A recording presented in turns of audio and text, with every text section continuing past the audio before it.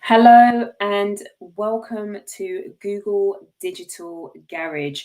Today we are here to talk about all about building engaging presentations, how you can communicate your message and engage audiences. My name is Anthea and I'm a trainer for Google's free skills training program, Google Digital Garage, and I am going to be leading you through today's session. I'm not here alone. I'm also with Rushane, who is our moderator for today.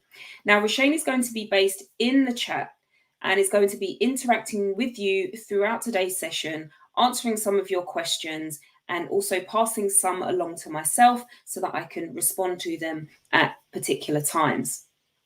Rushane should have a blue spanner next to her name, so please do feel free to say hello. Say hello in general. Let us know, where are you dialing in from? And also, what is it you're hoping to get out of today's session? Interact with us as much as possible and we'll keep responding to your questions and your comments as we go through. Now, before we jump into today's session, I just want to call out a few things that may help you. First thing is, if at any given time you have any challenges with viewing or hearing me, please do hit the refresh button. If you're using a standard kind of Chrome or internet browser, you can hit F5 or use some other method. That generally tends to sort out most issues. If you're still having problems, feel free to leave and then rejoin this stream using the exact same link. I mentioned that we have a moderator and we talked about comments and chat. If you'd like to join the chat today, you will need to have a YouTube account. You can set this up very easily by clicking on the link inside the chat if you don't yet have an account.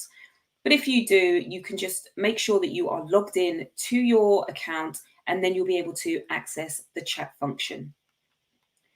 I will be pausing a few times throughout today's session to answer some of the more complex questions or anything that Rushane has thought, actually, I think the wider audience might want to know this. So please do feel free to drop your questions. It doesn't need to be at any given time. Just drop a question into the chat as soon as you think about it, and we'll either respond or also will respond live during the paused question sections. We are running this as part of a wider offering of virtual training as part of Google Digital Garage. So if you'd like to check out our schedule, please do visit our webpage that will give you details of all of the other sessions that we've got running. They range from creating videos in YouTube, digital marketing strategy, building your personal brand. There's a variety of different things depending on what you're here for and what you're hoping to gain knowledge in. So I believe that is all that we have in terms of housekeeping. So let's jump straight in.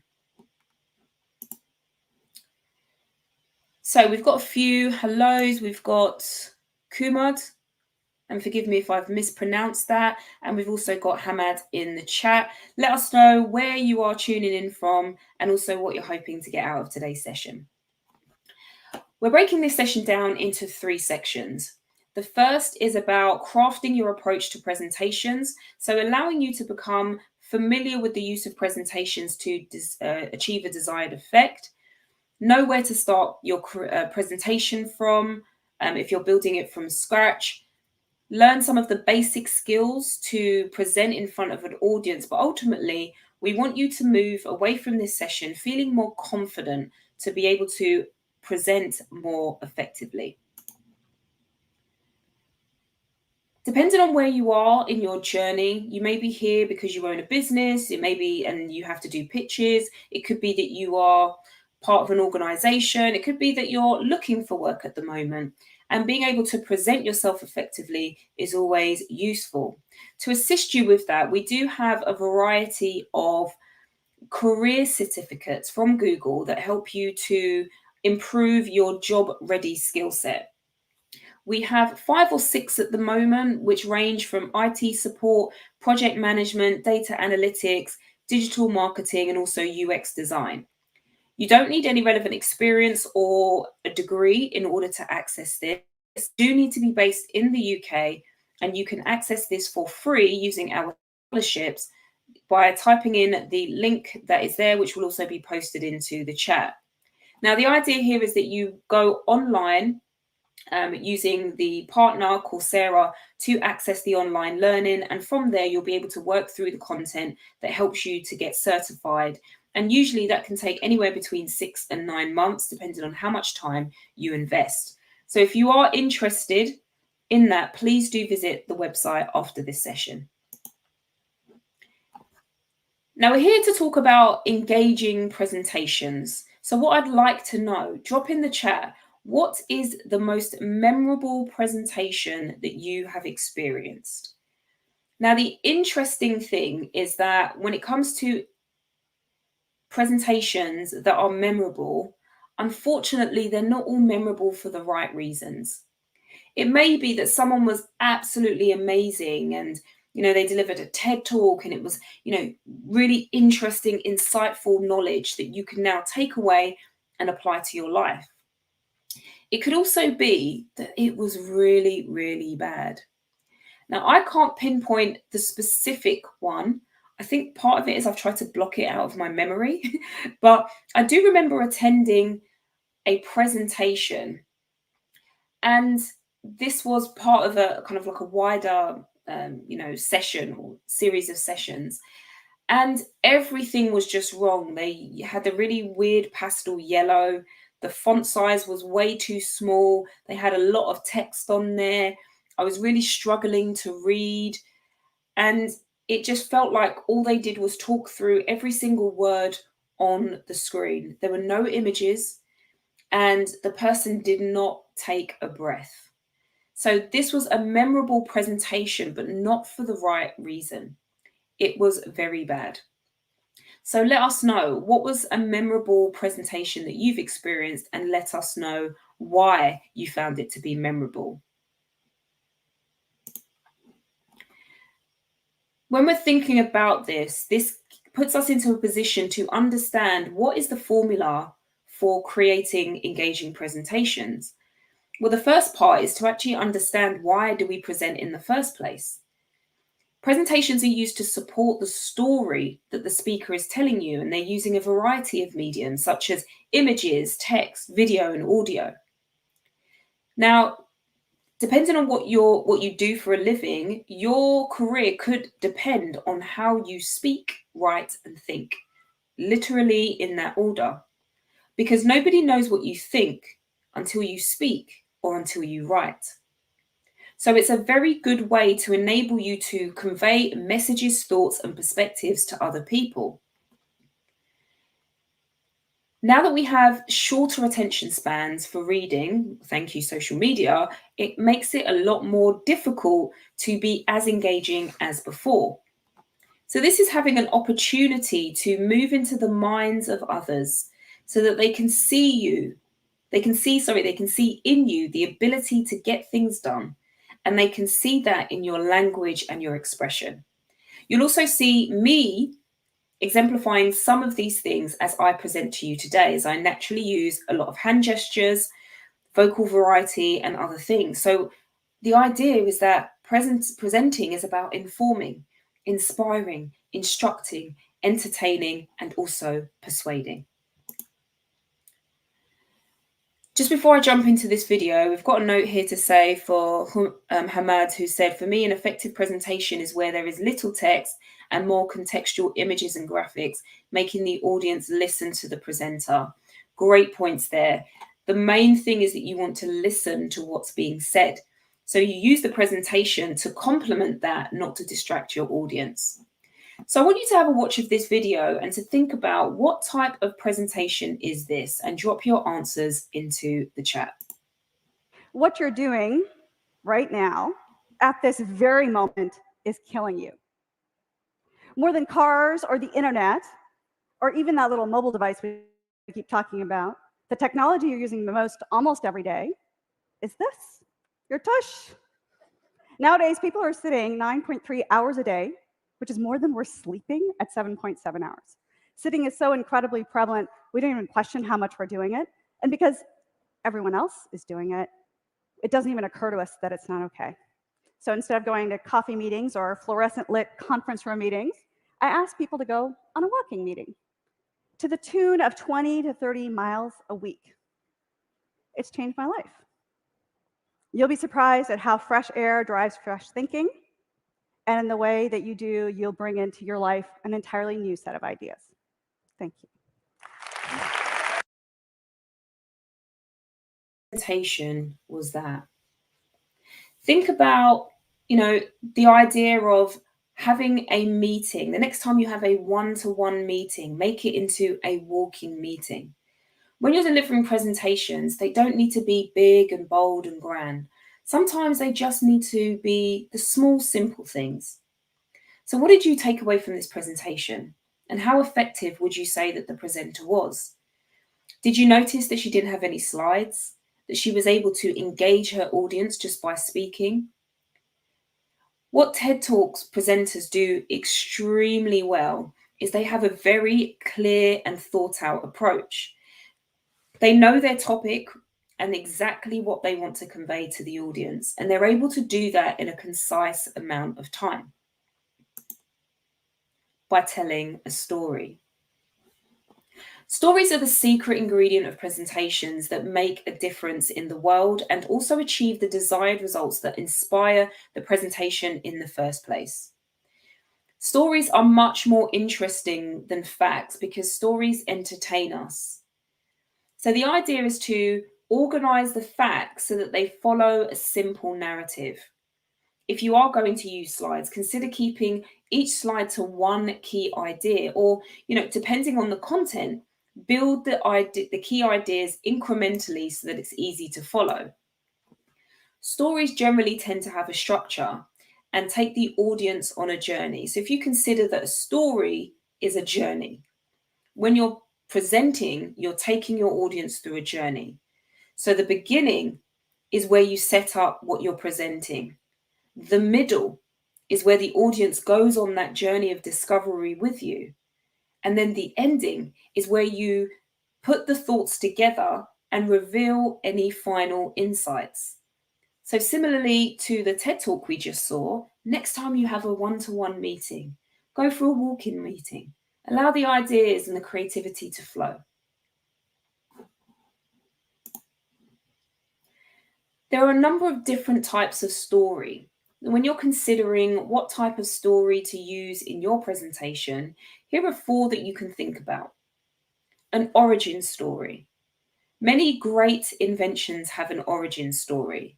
They focus on dire circumstances. The narrator has lived through struggle and hardships. They've lost their job, they've lost their family, they've lost their home, they lost money, and they lost other things. And so helping people to go back to that point and then come forward to see where they are now is a great journey. For example, I started my marketing business with a laptop in my garage and now have workspaces in 30 countries across the world. That's a really good journey to take people through. The next is future vision. This is the opposite of the origin story because you're looking only forward. It's about painting a dream or a picture of what could be. My marketing business is growing and my goal is to have offices in 30 countries worldwide. Then there's the failure and success stories. These are essentially stories that have a specific outcome or a learning that you're trying to explain. So remember that sharing your failures can also be an extremely good teaching point. My first couple of attempts at starting my marketing business failed as I didn't have the right target market. I learned from my mistake and now have offices in 30 countries across the world. Failure to success. And then lastly, it's about realization, about getting to a point where you've had a light bulb moment that turned everything around for you. I had been in the finance industry for 15 years when I went to a talk on marketing strategies and realized that I wanted to start my own marketing company and expand into different countries across the world. So think about what is it you're trying to convey and what would be the best type of story that would help to support that. For the TED Talk that we just watched, that was a realization story. You realize that we sit down for too long and that actually if we take a walk when we're meeting each other, it's a lot more productive and we have a lot more ideas flowing. So how do you go about using the different story types? Here are 3 different, typical presentations that you might need to give at work and the types of stories that you might want to tell in order to make these more interesting to your audience. Now, if you had a budget or some form of finance report, for the people who are in finance, this will be super exciting. For anyone who's not in finance and may not like numbers much, this will be something that potentially they may dread. So, being able to transform an experience for someone into a story, you can use a success or failure story and focus on what you learned and how you're moving forward.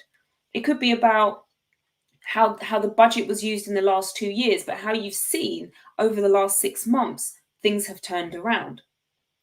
What about a company update? An origin story might be really interesting, especially for anyone who's newly joined the firm. That gives them an idea to say where have they started and how they got to where they are now. Maybe you have to give a pitch about an idea. This would be great as a vision story. What does the future look like if your idea works? Or it could be a realization story. So thinking about the different types of things that you might need to do can also encourage the different story types. What's the goal? No one's impressed by a presentation that rambles. Before you even start building the presentation, there are a lot of things to consider. First, and perhaps the most important, is to work out what is it you want to achieve? What's the goal? There has to be a reason for you to present. And even when you are presenting, you also need to decide whether or not slides need to be included. Slides are not an automatic thing. It comes back to what's the goal and what's the best way for you to achieve it. After your presentation, what is it that you want the attendees to do? Again, the goal of the TED Talk was to get people to consider walking meetings or trying different approaches. The next thing is, what do you want them to think? Now that you've got a goal in mind, outline the structure of your presentation in a way that people can follow easily. People generally attend presentations to obtain information, but just consider how you want to influence your audience and what thoughts you want them to take away besides facts. Again, facts are things that people might remember, but they also may forget them. But if you tell them a story, that's much easier to recall. So what moments in the story can you get them to really think about a topic or facts that you're explaining and how this brings insights? Try to highlight these and then integrate them within your presentation. Next is, when do you want them to feel? So you can influence the way people feel when they're listening to your presentation, especially if you build a rapport. For example, humor can be used to lighten the tone of a subject and also invite the audience to relax and be more open to your message. Another technique is to personalize the narrative so that your audience may empathize with you, and using your personal stories can highlight certain important ideas. Building a connection with those that you're presenting to make the most dry topic engaging, and I can definitely agree with that. When you're face to face, a very simple way to be engaging or how you want them to feel is by making eye contact and invite them to participate. If you're online, use things like the chat. So we have Rushane in the chat right now to ensure people are engaging. And when we speak about people, we call them by name so that we can make them know that they are being seen and also heard. Then think about, what's the one thing that you want them to take away? Now, I know you might be thinking, I've given this whole presentation and there's all of this stuff, and you only want me to tell them one thing to take away? No, what we're saying is you deliver a presentation and there are a lot of things, a lot of content in presentations. If you can get your audience to think of one thing that will make their life better after hearing your presentation, focus on how your entire presentation and story help to move towards that. So you might want them to take away one for the whole presentation or maybe one thing from each section. But remember, as I said, people are likely to forget a lot of your content. So just refer back to your goal and make sure that your presentation aligns to the main goal that you're trying to convey in terms of a message, and don't tell them extra things that they don't need to know. The TED Talk was very clear. The presenter wanted us to take away one thing, which was to be more active in our day-to-day lives. Regardless of what she said, that's one thing we all took away. So I've mentioned a variety of things. How does it all come together? Essentially, doing these things gives your presentation structure and flow. So by giving it a beginning, middle, and end, as we mentioned before with the stories, because they generally tend to have more of an emotional connection than any other speech technique.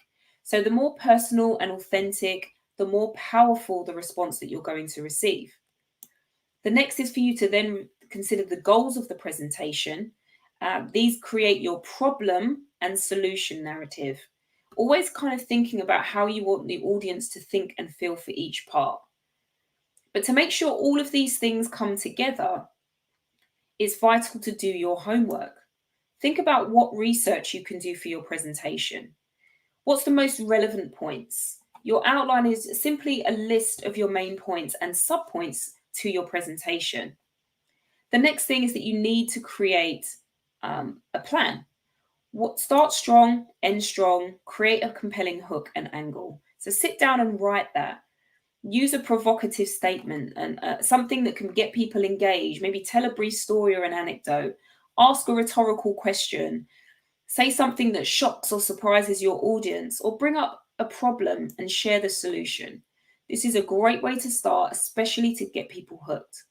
And then lastly, think about your design. Nothing is going to distract your audience more than a poorly designed presentation, such as the example I gave. I actually can't remember the content. I just remember how much text there was, the pale yellow background, and how the speaker just spoke. Think about how you format your slide text for readability. But remember, a presentation is about you and what you have to say. Your slides are merely the backup dancers. So telling a story for your audience.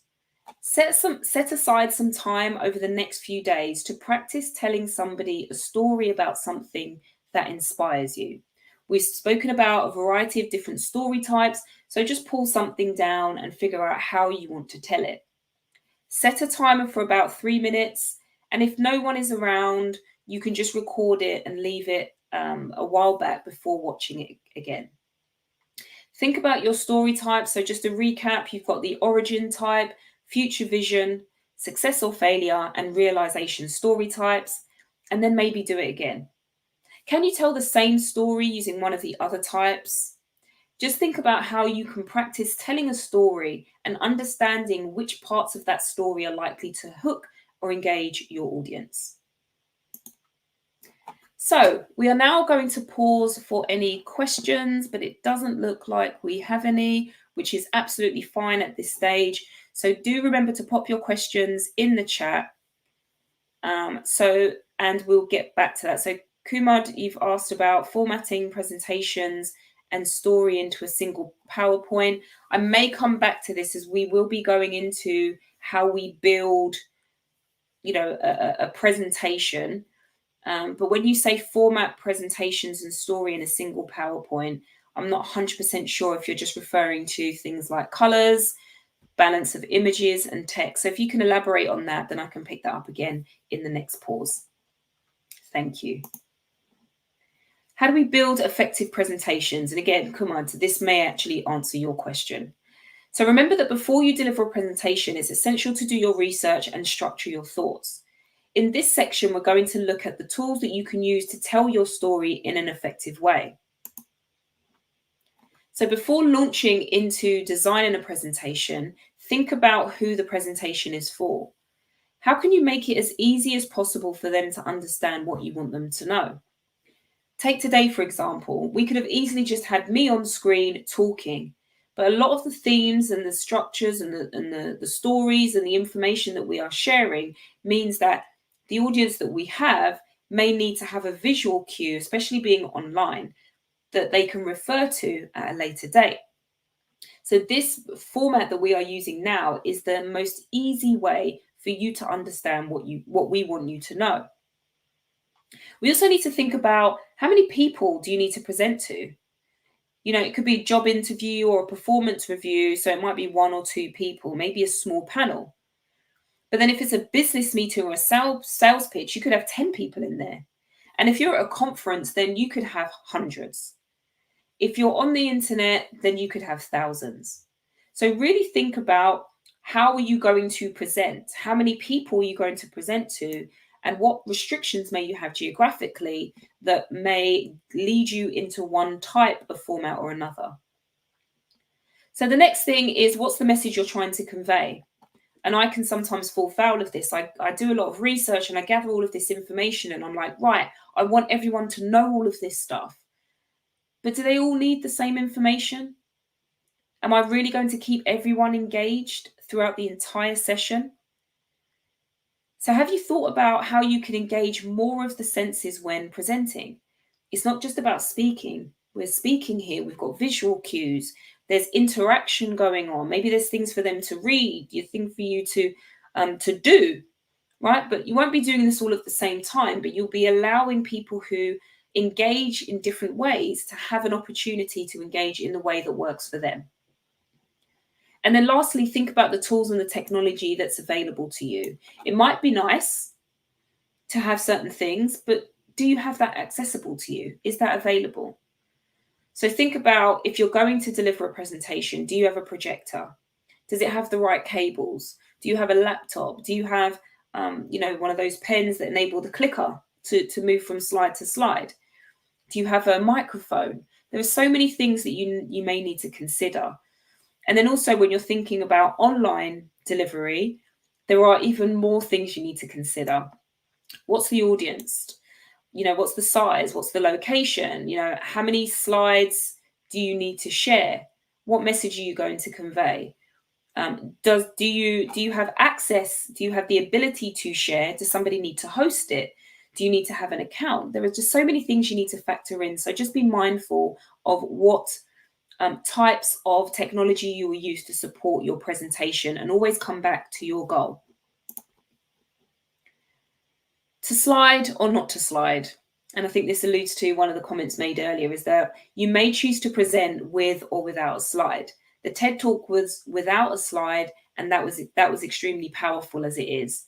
Having something on screen may have actually distracted us as an audience from hearing her message. Slides are not mandatory. So it's always up to you, going back to your goal. What is the best thing for my audience to gain the message that I want to convey? So we'll have a look at some of the tools available, and then take a look at some of the software that you can pick from. So there are applications that will help you to present. And so there are more than one type of presentation aid. So again, just pick what supports your goal and your presentation. And whatever you choose, it should help you to illustrate your points without distracting you or your message, and also be convenient for the audience. If there are things that people need to register for and download and pay for, you may be creating barriers between yourself and your audience and minimizing the amount of people who can attend. But whatever tool you choose, make sure that you have practiced using it. Don't let your big day be the first day that you start to get to grips with the technology. Make sure that you run through your presentation. Similarly to today, we make sure that the video that I play is working. You don't want to show up in front of how many people and then find out that the audio is not working. So think about also what you can use as a backup, just in case your main method fails. So there are some apps such as Mural. There is also Canva, which can be used. You can import videos, images, and all things to create presentations from there. They have a number of templates. There's also Slido, which is really great for audience interaction. So people just use a QR code, or they log in. It's free, no account is needed. And they access a series of questions that you put in, and then you can gather the responses and show them on screen in real time. Or you can go for the option of none at all. Remember, presentations, slides are not mandatory. Choose your tool. So again, we mentioned a variety of tools are available. And again, consider whether or not you're using a computer, a tablet, or a mobile phone. Now, there are lots of presentation and software programs available, and here are just some of the most popular ones. So you've got Slides from Google. This is online, it's free, and it's really good for collaboration. There's PowerPoint by Microsoft. There is a cut down version online for free, or you can use the full features in the paid version if you want to be able to use slides. Another app is called Prezi, and these allow you to add animations, but this is not a free app. And then there is also Keynote for Apple users who will be familiar with this. There are plenty and plenty of other ones. Again, just give yourself an opportunity to explore and to test some of these out with a presentation that you might need to run and see which works better for both yourself and also your audience. So let's have a look at Google Slides as an example.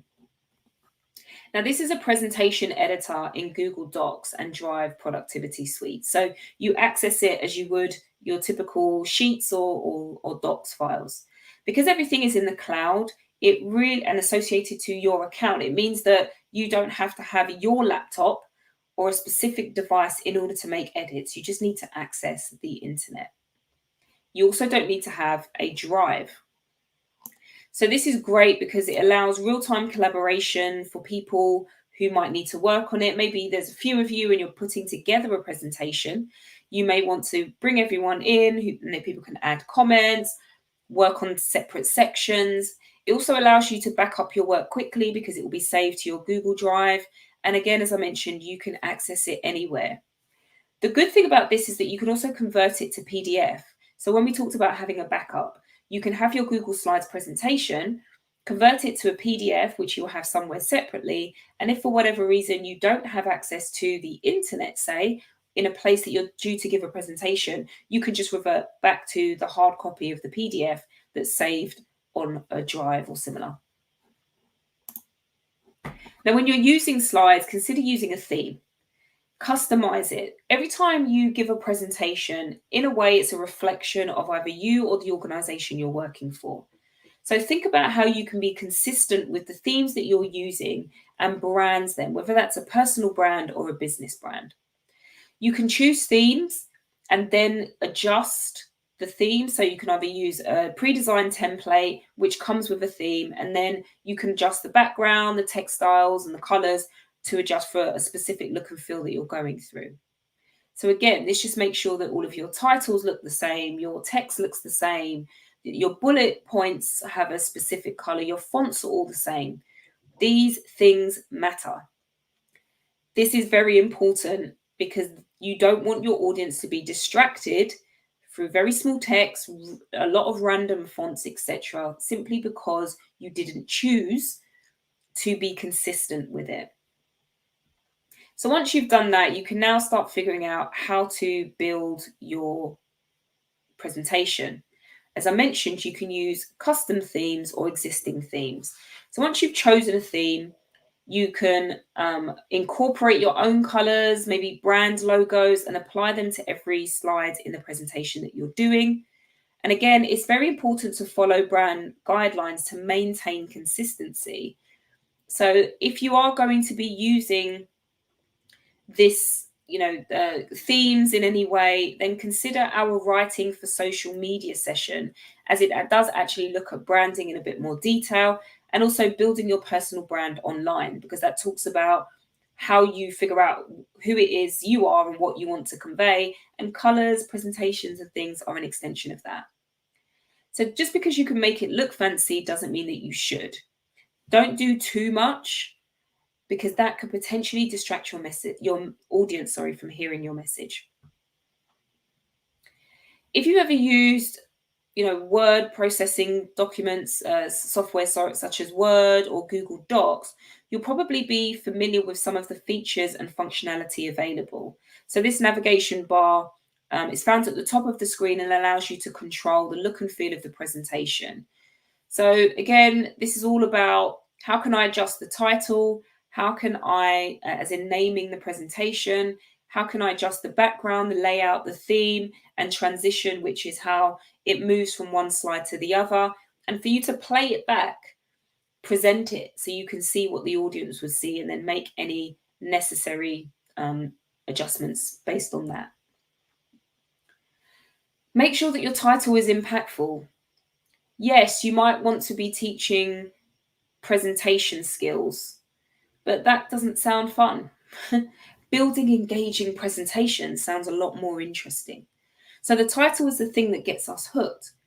Go back to your goal. What is it you're trying to achieve? How can you use just a few of those words to tell people what they're going to get from your session? So whether the title of the presentation is listed in the conference program, maybe in an online directory, the aim of the title is to excite and intrigue people so that they want to attend and want to know more. Use as little text as possible. I know it can be very easy to want to fill each slide with a lot of text, as it helps to trigger your memory as to what you need to say. But this is the benefit of having speaker notes or cue cards if you're someone who prefers to hold things. Because once you put too much text on the slide, as you can see on the left-hand side, it becomes overwhelming. The font size is way too small and I am not going to read it. So keep it simple and easy to digest. You want people to focus on what you're saying rather than concentrating too much on what's on the screen. And remember that not all people are going to find reading easy for a variety of reasons. So again, if the idea is for you to have your message understood, make it as easy as possible. Here are a few top tips for you when building your presentation. Now, when it comes to slides, we always get asked the question, how many slides should I have? There is no magic number, but it depends on the content that you are delivering. And it would be a good idea not to add more slides than the presentation minutes. So if you have a 60-minute presentation, try to avoid going beyond 60 in terms of slides. Also consider how interactive you want it to be, because if you want people to answer questions, you need time.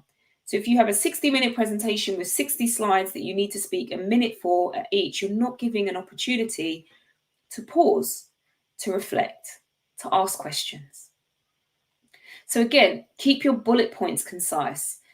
Let people focus on you and what you're saying rather than the text that's on the screen, and think about your font. Try not to make it too small.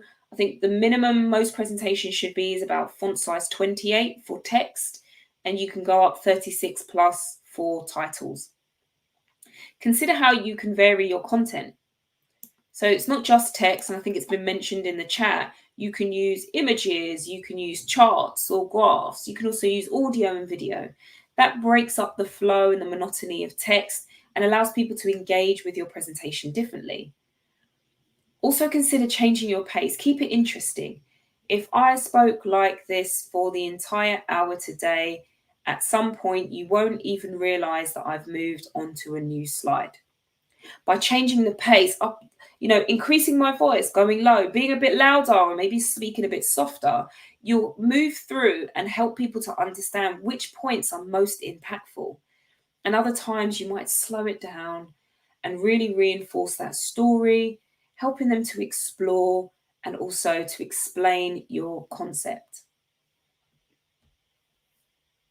If you're running an online presentation, then again, here are some things that you might need to deal with. You have to think about your audience just a little bit more, as you can't read the room. When you're in person, you can see people's body language, you can see their facial expressions clearly, you can really sense their energy. But when you're online, it's very difficult to do that or even make eye contact, because are you looking at the presentation, which I'm doing now, or are you trying to look into the camera, which means you can't see the presentation? So there's a lot of things that you need to consider. If you're building a slide deck, make sure it supports screen sharing. Otherwise, you may not be able to share your presentation to people that you are trying to show it to. The size of the audience is going to be important. If it's one-to-one, you can just jump on a quick video call using your mobile, or a free platform such as Google Hangout for a group meeting. So Google Hangout for a group meeting, you'll need to think about whether or not video is enabled, and also make sure that everyone mutes their microphone. I've had that where you've got 60 people come into a webinar or an online session, and everyone's got their microphone unmuted, and it's just noise, it's chaos, and you're trying to get everyone to mute. So therefore your time is spent managing technology rather than conveying a message. If you've got a large session where something is streamed, how we stream these sessions, then it means that it's more likely to be a broadcast. And so there's a presenter and then there's viewers. And sometimes you might have the added benefit of having a chat, which Roshane is in speaking to you all now. And that allows you to get involved. So that's why we say drop your comments and drop your questions, because not all presentations have someone to be able to respond to you in real time. So just think about all of those things and whether or not those things are going to make you sharing online viable. And if not, then you may need to consider other things, other methods, and of course, cost. How easy is it going to be to set up, ease of use? How easy is it going to be for participants to join? But what's it going to cost? There are a lot of applications that allow you to have streams and other things, but some of them come with a fee. Is that something that you've budgeted for?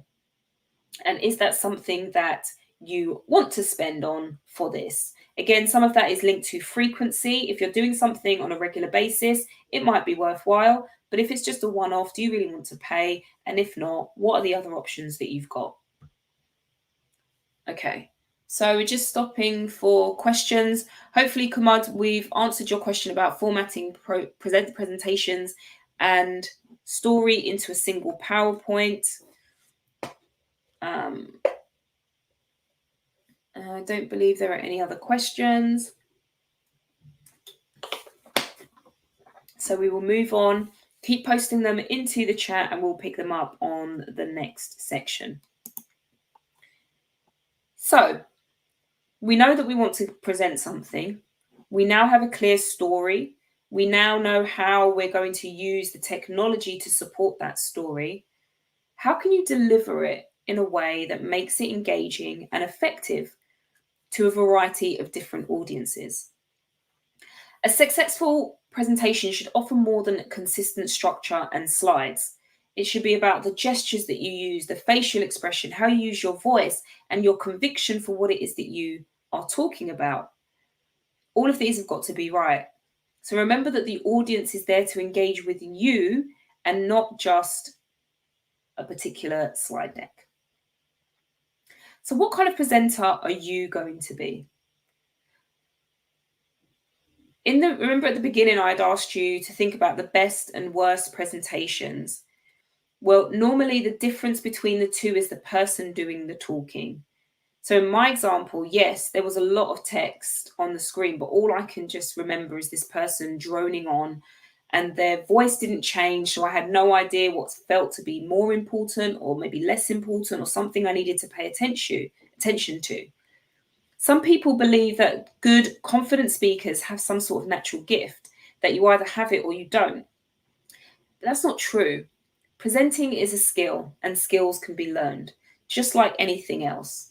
So the great news is that there are lots that you can do, even just today, to improve your presentation skill. Again, adapt to your audience. Audience. This is really the key for presenting. It's not just about what you want to say, and it's not just about how you want to say it. It's what are my audience most likely to respond and engage with? How many people are you going to present to? If you're doing a one-to-one, think about that space. It's usually just you. So you can have that direct dialogue with somebody. But what about if there are many of you? You have to think about the crowd, but also understanding that the crowd are actually individuals all grouped together. So if it makes sense for one individual, it tends to make sense for many. But when you're online, even though the numbers can be bigger, you have to consider that you are delivering it to one person and just try to talk to them directly, because especially when you have online presentations going up into the 50s, 60s and 100s, it becomes too difficult to try and engage with each person individually. Audience participation, you want them to engage, but here are some do's and don'ts of interacting with your audience. Now, the first thing is about participation. You want to interact with them. No matter how small or large the audience is, there are small ways that you can interact with them. and keep them interested. For a large group, generally I like to use show of hands. How many of you in this room watch Game of Thrones? Right? They either watch it or they don't, but you'll always find a few people who will put up their hand. If you have a medium-sized group, you can ask questions directly to individuals. Oh, okay, so lady in the red shirt, what's your name? Where are you from? And then gentleman in the blue top, what's your name? And have you used any Google products before? What did you think? You also get the opportunity of splitting people up into the group into pairs. So not only will they get to know each other, engage more, they'll have an opportunity to speak and also enable them to maybe present some of that information back as a summary of what they discussed. Now, if it's one-to-one groups, then again, it's a conversation. Ask them to carry out tasks that you've been discussing so that you can show, how they've done something. So show me how you add an image to a website, if that's what you've just taught. And then again, if it's online, just think about, can you enable the chat? Do you have a moderator or someone to build, or a way to build in breaks to check that the chat, as you'll never get through the session otherwise. Sometimes these sessions can be so busy. I'm having a full-time job up here, and then the person who's in the full-time job just trying to keep up with the responses. So don't underestimate people wanting to comment or even just having questions. And when we talk about questions, ask them. There's nothing worse than a one-sided question. So a one-sided conversation. So even today, I've asked you questions as I've gone through, and some of you have posted responses in the chat. This makes me feel like I'm not just talking to a screen, and that we're actually engaging in a presentation and talking to each other and learning more about each other. So ask them questions and get to know them. It's going to make the session more memorable for them and also help you to present the content that they want to know. Listen. One thing to try and avoid is talking at people non-stop. So try to build in breaks. So you see how today we pause for breaks or for questions. Fair enough, we may not have many questions, but you can have questions. And if you have a large group and you want to ask a question, try to avoid asking a question that requires a verbal response. This is why a show of hands is a great way to interact with your audience without getting people to speak. Because then if you've got a large group and you've got a lot of people speaking, you're going to have to take a lot of time trying to settle everyone down and get quiet again. So think about, again, your audience. How do you want them to feel? Or when you had a troublesome presentation, did you just want the person to stop talking? Did you actually think, oh, great, this person sounds like they know what they're talking about. This is really interesting, whatever it might be. Now, when you're dealing with questions, a couple of things to know is that you should never panic. Remember that no matter how much you research something, you will never know everything. So when questions are asked, it's okay to say, I don't know. Depending on what space you're in, you can set up a whiteboard, you can have a flip chart, you can have a notepad somewhere else and capture any questions that you don't know the answers to. And then you can, depending on how it works, you could get back to them or go back to the person who's organizing it and respond to those questions in future. But if you have promised to follow up, make sure that you do. And whatever you do, do not make up an answer. So again, think about your participation, questions, and also listening. Active listening is a skill. Everyone can improve it. And acknowledge anyone who's asking a question. And again, try not to avoid audience engagement, but try to get them included in that process. So avoid content overload. So again, we've talked about how many slides you might have, but also think about trying not to do too much, especially in a short amount of time. So think about the value. Tailor that story so that it's relevant to the audience. And yes, there might be a huge amount of information that you don't put in there, but the bit that you do put in is going to be more memorable. And if they take that away, then it means that your work is done. Consider your focus. Generally, it's a good idea to have, there's a rule of 3. So people generally tend to remember 3 things at most from presentations. So have 3 key verbal points prepared for each slide to go through. Recite these in less than a minute without looking at the slide. And that way, that prevents you from having to, put War and Peace on every slide. So that will also cut down your presentation side. And also, the less that you say, the better. Lastly, pause. Take a breath. Give yourself some time to recall your key points and then talk to the audience. It might feel a bit unnatural to pause, but you're giving a lot of information to people who don't know the background that you have. So allow that information to just wash over them. Pause. It might feel uncomfortable for you, but it's giving them a moment to really digest what you are saying. You can do that by looking composed and confident, and not that you're pausing because you're forgetting something. It's just that you want them to have a chance to think. Remember that your voice is a powerful weapon. So think about how to adapt it in order to, adapt it depending on the situation that you are in. So think about the volume. How loud are you going to speak? That also depends on whether or not you have a microphone. Do you need to project your voice? Make sure everyone can hear you. A good test, especially if in person, is to make sure that you are able to speak to the person at the back of the room and they can hear you. If not, you need to speak louder. Consider your style. Adapt it to suit the audience and the subject, and think about how that will change depending on the size of your audience or the experience level of your group. Your tone might need to be varied to make the presentation interesting. And as I mentioned before, try to avoid speaking in a very monotone way. Make sure your voice has color. It goes up, it goes down, it becomes loud, it's a bit quiet.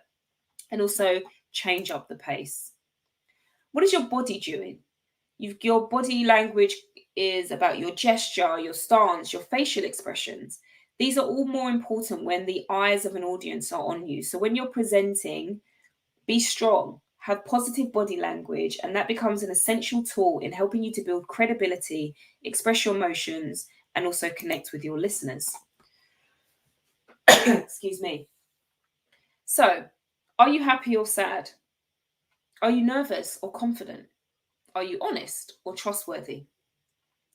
So remember that your body will demonstrate that. If I'm sad, I'm likely to just kind of have my head dipped, my shoulders will be down, I'm leaning back. But if I'm happy, I'm feeling vibrant, my voice will be higher, I'm using more gestures, I'm really passionate and excited to be here. So don't underestimate what your body conveys. You have to make sure that your body is in line with what you're saying so that your audience can understand.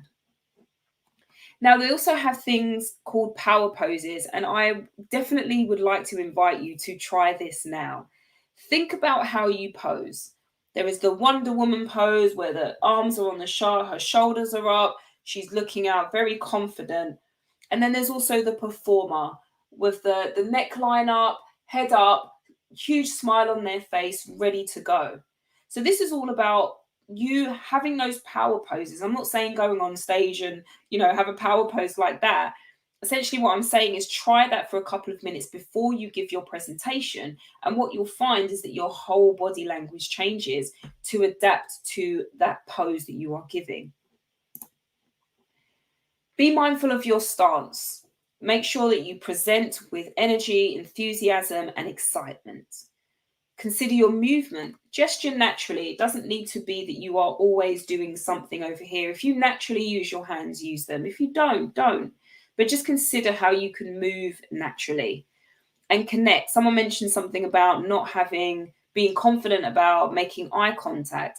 Eye contact is the ability to let your audience know that they have been seen. So I would definitely recommend that you practice eye contact, either with just people that you know and also people you don't know. Sometimes I walk down the street and I keep my head up and I make eye contact with strangers. And when they look at me, I smile.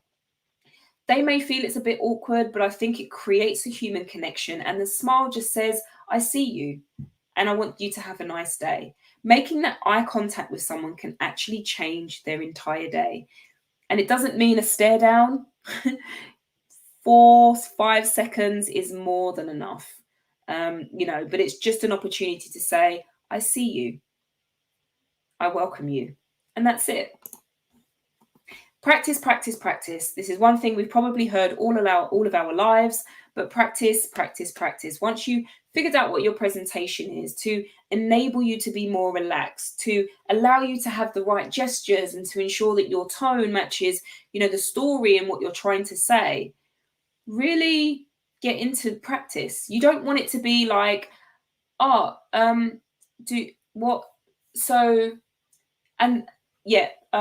with me one moment. You don't want to come across as that kind of presenter. You want it to be something that you've rehearsed, that you know, and that you are building credibility because you are standing in front of people and conveying a message that goes back to your goal. So just really listen, especially try to avoid as much as possible saying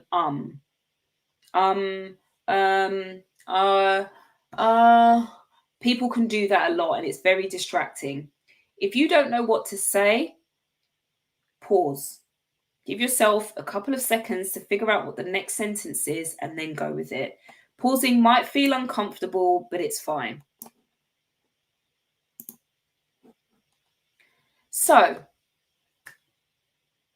how do you become a great presenter? You adapt to your audience. You think about how you use your voice. How do you use your voice to connect to your story to convey your message? Consider how you use your body language. Is what I'm saying reflected in what I'm showing? And then you practice your performance. Once you feel like you've got it, practice it. If it doesn't feel like it works, figure out what needs to be changed and then practice again. Because until you practice it, you won't feel confident with it. Until you're not confident with it, your audience won't have confidence in you. So before we wrap up today's session, are there any final questions that we have? It does not look like we have any final questions. No questions. Okay.